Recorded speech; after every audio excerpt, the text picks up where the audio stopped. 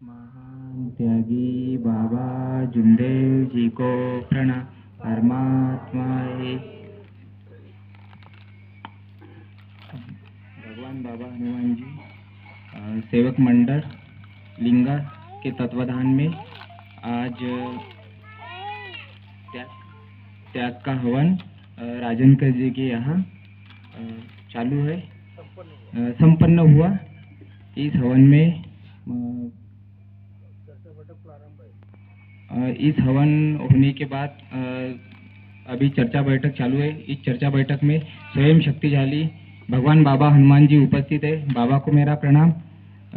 मानव धर्म के संस्थापक परम पूज्य महान त्यागी बाबा जुमदेव जी उपस्थित है। बाबा को मेरा प्रणाम। आई वाराणसी खंडों को खंडा लगा के साथ देने वाली बाबा को उपस्थित है। आई को मेरा प्रणाम। इस चर्चा बैठक के अध्यक्ष रवि काका जी उपस्थित है। काका जी को मेरा नमस्कार। रायवाड़ी से आए हुए मार्गदर्शक काका जी उपस्थित है। काका जी को मेरा नमस्कार। राउत काका जी उपस्थित है, चंदन गांव के मार्गदर्शक। काका जी को मेरा नमस्कार। वरिष्ठ मार्गदर्शक निमनीचे जुंगरे काका जी उपस्थित आहे। काकाजीला माझा नमस्कार। माझ्या घरचे कारण म्हणजे मार्गात यायचे माझी आई आणि पत्नी या दोघीची तब्येत म्हणजे खूप दिवसापासून परेशान होतो। आई तर 18 वर्षापासून परेशान होती। आम्हाला काही समजत नव्हतं म्हणजे कशामुळे काय झालं। आम्ही दवाखान्यामध्ये इलाज करत होतो आईचा। दवाखान्यामध्ये इलाज करतो कुठे काही गेलो नाही आम्ही। खूप परेशान राहिलो। परेशान होता होता माझं लग्न 2020 मध्ये झालं। 20 मध्ये झाल्यानंतर माझ्या पत्नीची अचानक तब्येत खराब झाली। होता तिच्या पोटामध्ये तेव्हा ते ऑटोमॅटिक पडायची। मग आम्ही हॉस्पिटलमध्ये जायचो तर हॉस्पिटलमध्ये काही नाही निघायचं, सर्व नॉर्मल। तरी पण आमच्या लक्षात नाही आलं हे कशामुळे होऊन राहिलं म्हणून। हा झाला। याच्यानंतर हा आता 4 वर्षाचा आहे। माझी मुलगी आता 11 महिन्याची आहे। ते बी पोटात असताना पडायची, पण तेव्हा बी आमच्या लक्षात नाही आलं। माझ्या आईच्या गळ्यामध्ये डॉक्टरनी कॅन्सर सांगितला। तिला म्हणजे अन्न जात नव्हतं पोटामध्ये। तिची पण एकदम परेशानी म्हणजे तब्येत एकदम खराब झाली होती, बेडवर झाली होती ती। मग आम्ही असं बुवा बाजी 2-3 दर्ग्यामध्ये गेलो। दर्ग्यामध्ये सांगितलं तुम्हाला म्हणे लोक जडत आहे म्हणे, ते त्यांचे टोणे रोजचे चालूच राहते म्हणे तुमच्याप्रती। बिलकुल यांना कसं परेशान करायचं बिलकुल म्हणजे त्याच्यामध्येच राहते म्हणे ते लोक म्हणे। मग आम्ही जायचं ते सांगायचे 2-3 निंब द्यायचे ते करायचं। आपण केल्यानंतर 2-3 दिवस चांगलं राहायचं, आणखी सुरू होऊन जायचं।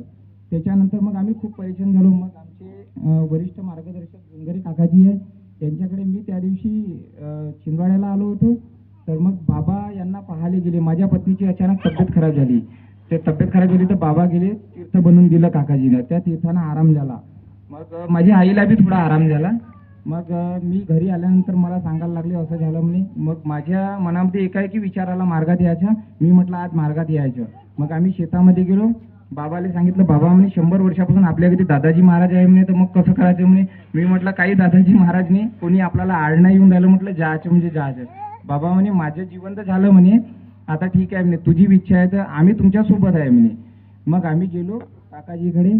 काकाजीने आम्हाला कर्माकडीचे मार्गदर्शक आमचे फुलझली भाऊजी आहे त्यांच्याकडे नेलं। फुलझलीजीने मग आम्हाला 3 दिवसाचे कार्य दिले। मग 7 दिवसाचे 11 दिवसात 3 दिवसामध्ये आराम पडला माझ्या घरी। आणि 4 तत्व 3 शब्द 5 नियमात जर चाललं तर सर्व जय जयकार आहे। हे खूप महत्वाचे आहे। याने चाललं तर सर्व जय जयकार आहे। आणि आमच्या घरी आता सर्व व्यवस्थित आहे, काही दवाखाना की काही नाही। आणि मोहल्लेवाले बी खुश आहे का म्हणजे 4-4 दिवसामध्ये आम्ही दवाखान्यामध्ये नेत होतो। आईला नेलं, मुलाला नेलं, बाईला नेलं, तर आता सर्व आनंदी आनंद आहे। फक्त 4 शब्द 3 तत्व 5 नियम हे खूप महत्वाचे आहे याच्यामध्ये। आणि हा मार्ग इतका चांगला आहे की फुकट, काही पैसे नाही घेत, काही नाही घेत, फुकट मिळतो। एवढे बोलून मी माझे 2 शब्द समाप्त करतो। सर्वजण आपण एकटीने जय घोष करू। भगवान बाबा हनुमान